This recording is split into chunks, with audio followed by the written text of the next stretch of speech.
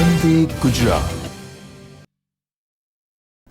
નમસ્કાર, આજના વિચ્યુઅલ classroom training સેશનમાં આપ સૌનું હાર્દિક સ્વાગત છે। આજે હું આઈટીઆઈમાં ચાલતા આરએફએમ ટ્રેડના રેફ્રિજરન્ટની વાતાવરણ પર અસર વિશે આપ સૌને તાલીમસર માર્ગદર્શન આપીશ।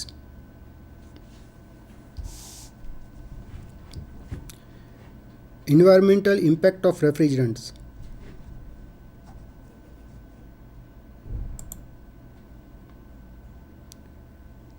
Application of ODS, ozone displacement count, substance, refrigeration અને કુલિંગ એપ્લિકેશન્સમાં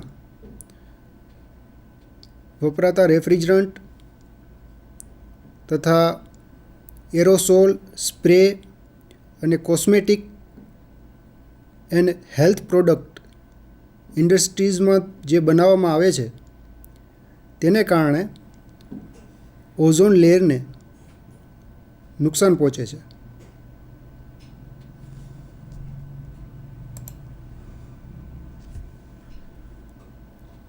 ક્લિનિંગ માટે વપરાતા સીટીસી, રેક સિસ્ટમ ક્લિનિંગ તથા ફાયર એક્સ્ટિંગ્વિશર સિસ્ટમ, જો આગ લાગી હોય તે જગ્યાએ જે લાલ કલરનું બોટલ દરેક ઇન્ડસ્ટ્રીઝમાં અને સાર્વજનિક જગ્યાઓ ઉપર રાખવામાં આવે છે તેને કારણે પણ તેની અંદર વપરાતા કેમિકલ્સને કારણે ઓઝોન લેયરને નુકસાન પહોંચે છે। હોમ એપ્લાયન્સીસ અને cleaning system cleaning chemicals ozone લેયરને નુકસાન પહોંચાડે છે। ફોર્મેશન ઓફ ઓઝોન, ઓક્સિજનના જે બે અણુ હોય છે તેના ઉપર યુવી રેઝ સનની પડવાથી ચેઇન રિએક્શન થાય છે અને ઓક્સિજનના 3 અણુ ભેગા થાય છે અને O3 બને છે, જેને આપણે ઓઝોન તરીકે ઓળખીએ છીએ। Ozone observe UV radiation, ozone છે તે પૃથ્વી ઉપર આવતા યુવી રેડિયેશન જીવસૃષ્ટિ માટે હાનિકારક છે તેને રોકે છે। ચેઇન રિએક્શન બાય CFC, જ્યારે સૂરજના કિરણો CFCl3 મોલિક્યુલ્સ પર પડે છે ત્યારે તેમાંથી ક્લોરિન છૂટું પડે છે અને ક્લોરિન ઓઝોનના 3 અણુમાંથી એક અણુ સાથે રિએક્શન કરતાં ક્લોરિન મોનોક્સાઇડ બનાવે છે અને બાકીના વધતા 2 અણુમાં તે ઓક્સિજન મોલિક્યુલ્સ જનરેટ કરે છે। What happen if ozone layer is damage, ozone layer અગર ડેમેજ થઈ જાય તો UVB રેડિયેશન, સૂરજના જે કિરણો છે જેમાંથી UVB રેડિયેશન નીકળે છે તે પૃથ્વીના સરફેસ સુધી પહોંચી જાય અને તે મનુષ્યના ઇમ્યુન સિસ્ટમ, આઈ ડેમેજ, સ્કિન કેન્સર અને જળચર જીવસૃષ્ટિને નુકસાન પહોંચાડે છે। હવે આપણે વિડીયો ઉપરથી જોશું કે ઓઝોન લેયરમાં શું થઈ રહ્યું છે।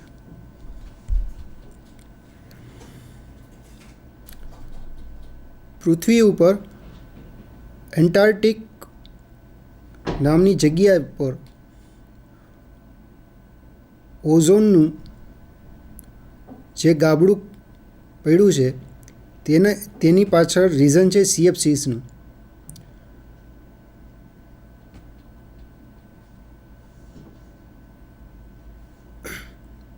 ઓઝોન UVA અને UVC રેડિયેશનને રોકે છે અને UVB રેડિયેશનને પણ રોકે છે।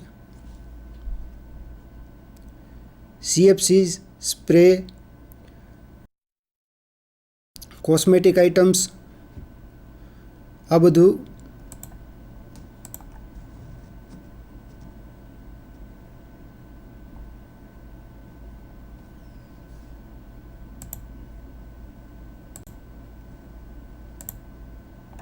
CFC પ્રોડક્શન 1950થી ચાલુ છે અને 1987માં મોન્ટ્રીયલ પ્રોટોકોલ આવ્યા પછી તેને રેગ્યુલાઇઝ કરવામાં આવ્યું અને તેનું પ્રોડક્શન ઘટાડવામાં આવ્યું. તે આ ચાર્ટ ઉપરથી આપણે જાણી શકીએ.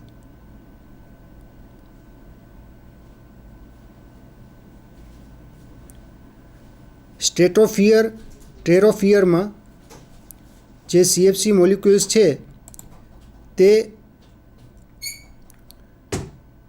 તેના ઉપર સૂરજના કિરણો પડવાથી જે રિએક્શન થાય છે તે આપણે જોઈ શકીએ છીએ.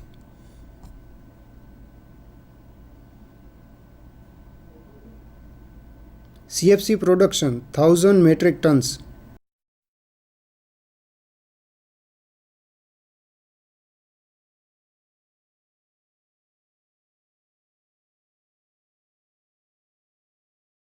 મોન્ટ્રીયલ પ્રોટોકોલ પછી CFCના પ્રોડક્શનમાં ઘટાડો આવ્યો.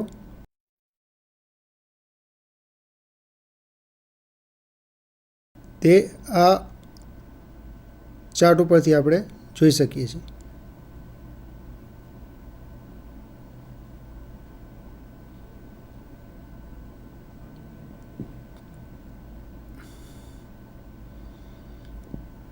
આર્ટિક ઉપર આ એક રિસર્ચ ઇન્સ્ટિટ્યૂટ છે જે ઓઝોન લેયર ઉપર રિસર્ચ કરી રહ્યા છે.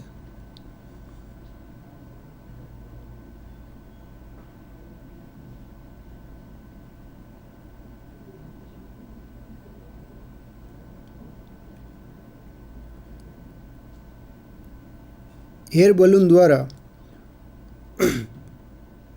એટમોસ્ફિયરમાં ની જે હાઇટ છે, જે જગ્યાએ ઓઝોન લેયર રહેલી છે અને ત્યાં શું ફેરફાર થઈ રહ્યા છે તે આ રિસર્ચ ઇન્સ્ટિટ્યૂટ જોવે છે. ઓઝોનમાં જે ફેરફાર થાય છે અને તેની કેટલું ડેમેજ થયું છે તે આ રિસર્ચ ઇન્સ્ટિટ્યૂટ જોવે છે.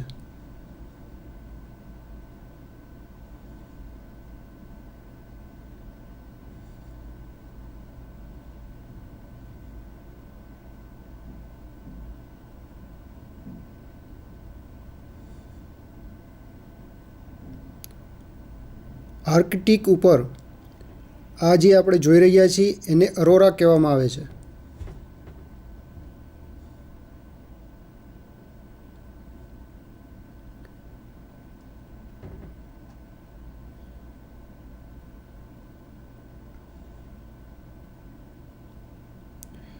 આર્કટિક ઉપર 6 મહિનાની દિવસ અને 6 મહિનાની રાત હોય છે અને જ્યારે એ જગ્યાએ પૃથ્વીની ધરી ફરતા 6 મહિનાની રાતનો ટાઈમ હોય છે તે જગ્યાએ ખૂબ જ નીચું તાપમાન હેલું જાય છે.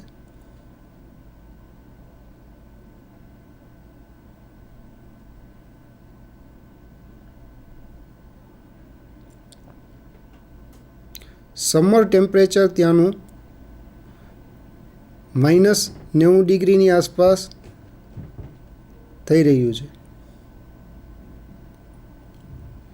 પોલાર સ્ટ્રેટોસ્ફિયર ક્લાઉડ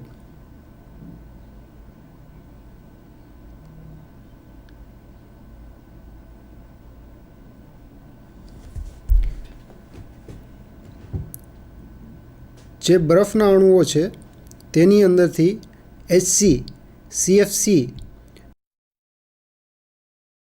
મોલિક્યુલ્સ ઓબ્ઝર્વ થઈ જાય છે અને તેમાંથી ક્લોરિન છૂટું પડે છે, જેથી ક્લોરિનના અણુઓ વાતાવરણમાં ઉપર રહી જાય છે અને બરફ બાકીના જેટલા પણ રાસાયણિક અણુઓ છે તેને જમીન સુધી લઈ આવે છે. અને ક્લોરિન જે ઓઝોનને નુકસાન પહોંચાડે છે તે એટમોસ્ફિયરમાં રહી જાય છે.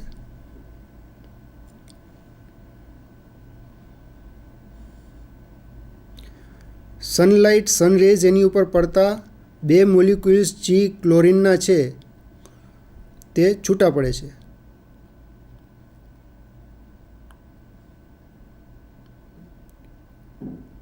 ક્લોરિનના એક અણુ ઓઝોનના 3 અણુમાંથી એક અણુ સાથે રિએક્ટ કરતાં ક્લોરિન મોનોક્સાઇડ બને છે.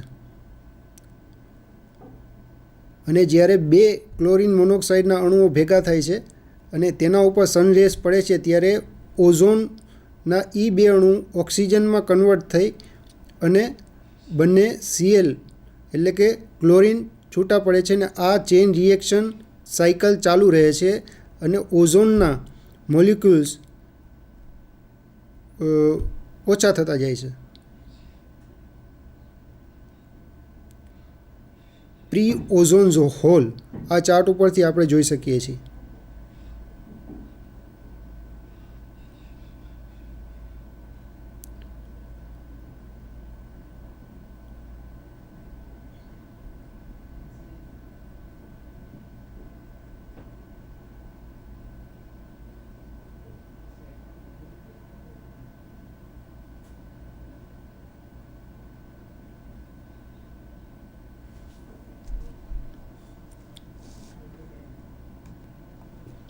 Another thread, global warming.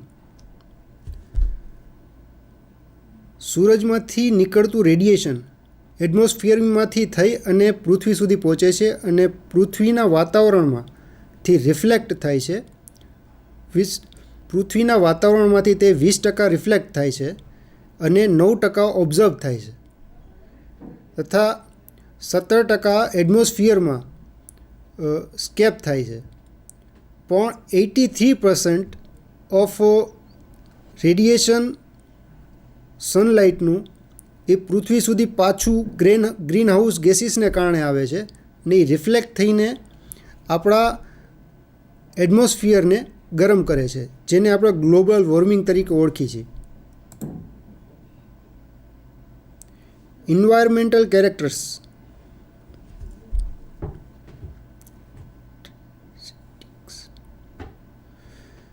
Refrigerant atmospheric life time years ODP GWP પર યર. જે રેફ્રિજરન્ટ નુકસાન પહોંચાડે છે ઓઝોનને અને જે જવાબદાર છે ODP અને GWP માટે, તેનું લિસ્ટ આ ચાર્ટ ઉપરથી આપણે સમજી શકીએ. CFC, CFC bands, HCFCs, HFCs, natural fluids, HFC blends.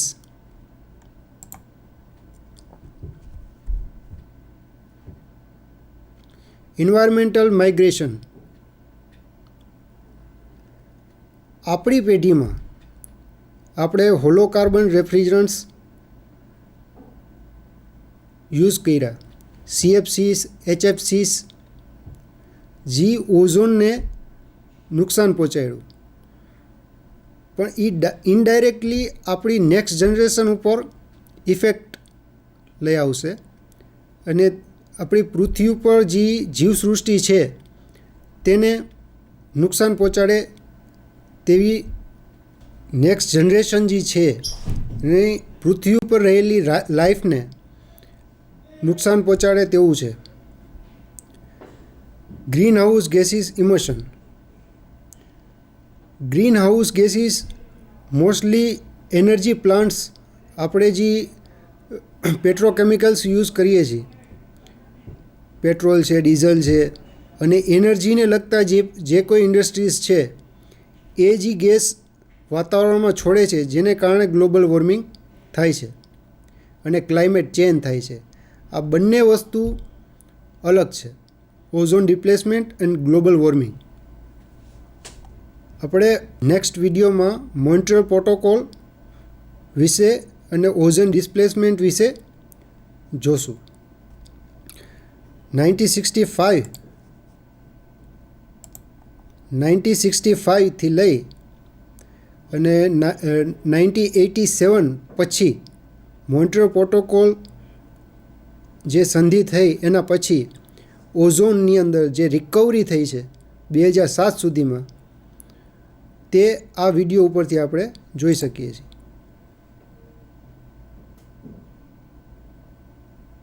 Environmental mitigation, environmentally pollution, CFC refrigerant higher energy consumption. CFC refrigerant છે એ ઓઝોનને નુકસાન પહોંચાડે છે, જ્યારે હાયર એનર્જી કન્ઝપ્શન જે છે તેનાથી efficient make reduction global warming. એ CFC ફ્રી રેફ્રિજરન્ટ આપણે વાપરશું તો આપણે આપણી નેક્સ્ટ જનરેશનમાં ગ્લોબલ વોર્મિંગને રોકી શકશું.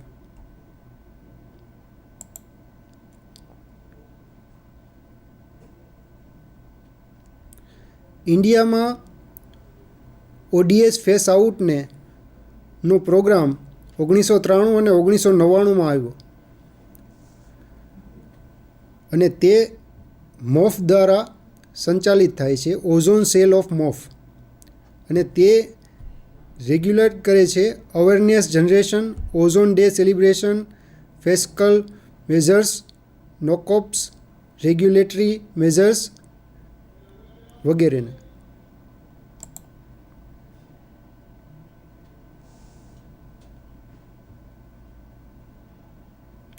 CFC, HC અને HFC રેફ્રિજરન્ટ હજી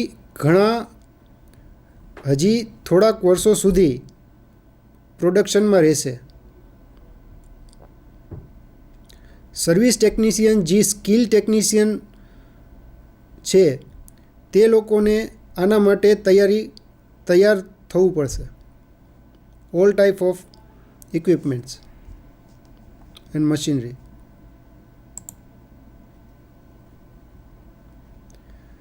રિસ્ટ્રોફિટ કરવા માટે CFCને કન્વર્ટ કરવું પડે બીજા રેફ્રિજરન્ટથી.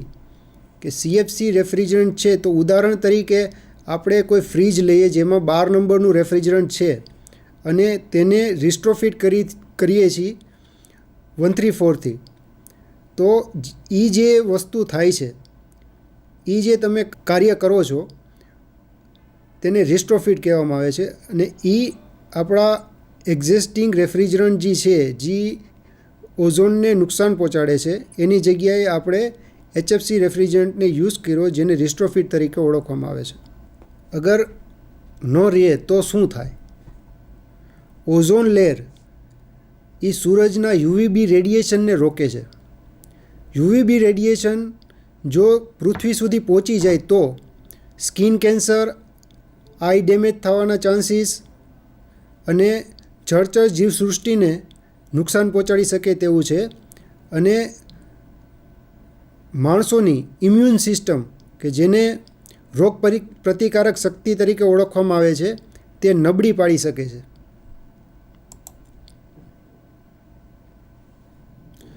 ODSનો ઉપયોગ શું છે? ODS રેફ્રિજરેશન અને કુલિંગ એપ્લાયન્સીસ જે ગેસીસ યુઝ કરે છે તથા સ્પ્રે છે, aerosol, cosmetic, health product, industrial products, આ બધું ઓઝોન ડિસ્પ્લેસમેન્ટને અને ઓઝોનને નુકસાન પહોંચાડે છે. ક્લિનિંગ માટે યુઝ થતી CTC રેક સિસ્ટમ ક્લિનિંગ અને ફાયર એક્સ્ટિંગ્વિશર સિસ્ટમ્સ જે છે તે ફાયર ઇન્સ્ટિગેશન સિસ્ટમ્સમાં જે કેમિકલ્સ યુઝ કરવામાં આવે છે તે ઓઝોન ડિસ્પ્લેસમેન્ટ કરે છે અને તેને આપણે ODSની એપ્લિકેશન કહીશું.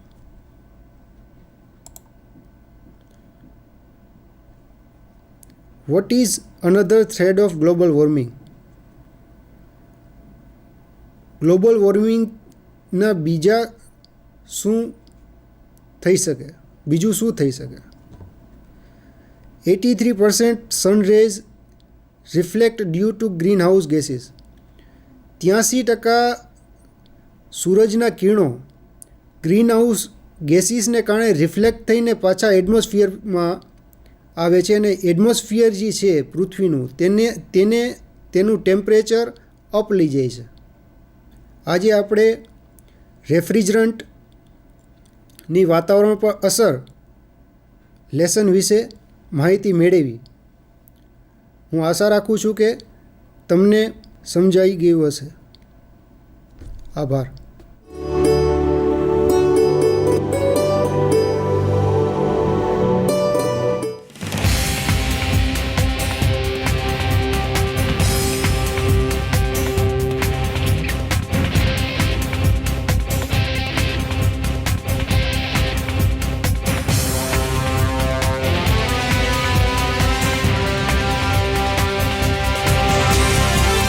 વંદે ગુજરાત.